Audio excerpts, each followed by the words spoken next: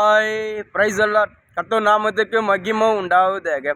இன்றைய வேத வசனம் 1 தீமோத்தேயு 1:13 நமக்கு இப்படியாக சொல்லப்படுகிறது. முன்னே நான் தூஷிக்கிறவனும் துன்பப்படுத்துகிறவனும் கொடுமை செய்கிறவனுமாய் இருந்தேன். அப்படி இருந்த நான் அறியாமல் அவ்விசுவாசத்தினாலே அப்படி செய்தபடினால் இரக்கம் பெற்றேன். பவுல் அங்கே இருக்கிற ஜனங்களோட சாட்சியை சொல்கிறார். நான் முன்னே மற்ற ஜனங்களால் தூஷிக்கப்பட்டேன்.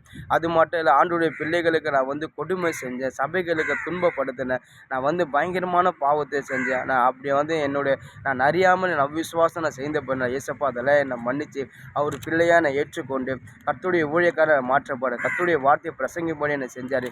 இந்த கர்த்தருடைய வார்த்தையை வாழ்க்கையை மாற்றிச்சு. இந்த வார்த்தையை நீங்கள் நம்பும் போது, இந்த வார்த்தையை நீங்கள் விசுவாசிக்கும் போது நிச்சயமாக இந்த வார்த்தை உங்கள் வாழ்க்கையை மாற்றும்.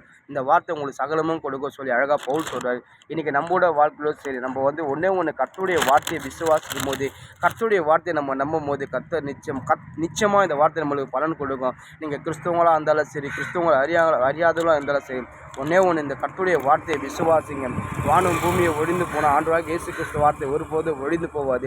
நீங்கள் எப்படியாப்பட்ட வியாதியில் இருந்தாலும் சரி, இந்த வார்த்தையை நீங்கள் நம்பும் போது, இந்த வார்த்தையை நீங்கள் அறிக்கையிடும் போது நிச்சயமாக உங்கள் வியாதி சுகம் கிடைக்கும். நீங்கள் எப்படியாப்பட்ட பிசாசு கீழே இருந்தாலும் சரி, எப்படியாப்பட்ட பிசாசு கட்டளை இருந்தாலும் சரி, கர்த்தருடைய வார்த்தையை நீங்கள் அதிகாரமாக கட்டளை நீங்கள் உங்கள் வாயில் சொல்லும் போது எப்படியாப்பட்ட பிசாசு உங்களை விட்டு வெளியே போயிடும். ஏன்னா அந்த வசனத்தில் பார்த்தீங்கன்னா, இந்த வேதத்தில் பார்த்தீங்கன்னா அநேக வாக்குத்தத்தை இயேசப்பா கொடுத்துருக்காரு. வியாதி சுகம் படுக்கிற வாக்குத்தத்தை கொடுத்துருக்காரு, பிசாசு துரத்துற வாக்குத்தத்தை கொடுத்துருக்கிறார், உங்களுக்கு சமாதானம் இல்லை சமாதான வாக்குத்தத்தை கொடுத்துருக்கிறாரு, உங்களுக்கு கடன் பிரச்சனை, உங்களுக்கு உங்கள் வாழ்க்கையில் என்ன பிரச்சனை இந்த வாக்குத்தத்தை இயேசப்போட வசனம் நீங்கள் அறிக்கையிடும்போது நிச்சயமாக இந்த வார்த்தை உங்கள் பிரச்சனை அதை பேஸ் பண்ண முடியும். ஏன்னா அந்த வார்த்தை கொடுத்த தேவன் சர்வ வல்லமை உள்ள தேவன், வானத்தையும் பூமியை படைத்த தேவன். நீங்கள் எப்படியாப்பட்ட பாவத்தில் இருந்தாலும் சரி, இந்த வார்த்தையை நீங்கள் நம்பி, இந்த வார்த்தையை நீங்கள் விசுவாசிக்கும் போது அந்த பாவத்தில் நீங்கள் வெளியே வர முடியும். நீங்களும் ஒரு புதிய மனுஷனாக நீங்கள் வாழ முடியும். அது மட்டும் இல்லாமல் நீங்கள் இந்த கர்த்தருடைய வேதத்தை நீங்கள் எந்தளவுக்கு நேசிக்கிறீங்க, கர்த்தருடைய வேதத்தை நீங்கள் எந்தளவுக்கு நீங்கள் அதை உறுதியாக பற்றி கொள்வீங்க. ஏசப்பா இந்த உங்களை கொண்டு பயங்கரமாக வல்லமையாக அவர் ஊழியக்காரன் உங்களை எடுத்து பயன்படுத்துவார். பவுல் அப்படி தான் பயன்படுத்தின பவுல் சொல்கிற பாவியிலே பிரதான பவுல் பயங்கரமான பாவிங்க.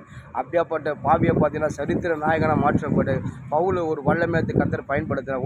ஒன்று பவுல் கர்த்தருடைய வார்த்தையை விசுவாசித்தார், கர்த்தருடைய வார்த்தையை உறுதியாக பற்றி கொண்டார். அவர் சொல்கிறார், இந்த வசனத்தை படிக்க நான்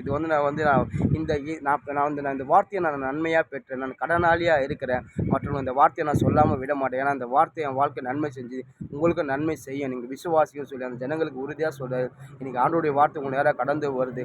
நீங்கள் கிறிஸ்துவாக இருந்தாலும் சரி, கிறிஸ்துவ அறியாதவங்களாக இருந்தாலும் சரி, ஒன்று கர்த்தருடைய வார்த்தையை விசுவாசி இதை உறுதியாக பற்றி கொள்ளுங்கள். நிச்சயமாக இந்த வார்த்தை உங்களுக்கு சகலமே செய்யும். இந்த வார்த்தை உங்களுக்கு எல்லாவற்றையும் கொடுத்து உங்கள் தலையை உயர்த்தும். ஏசப்போடைய வார்த்தையை நம்புங்க. ஆமென்.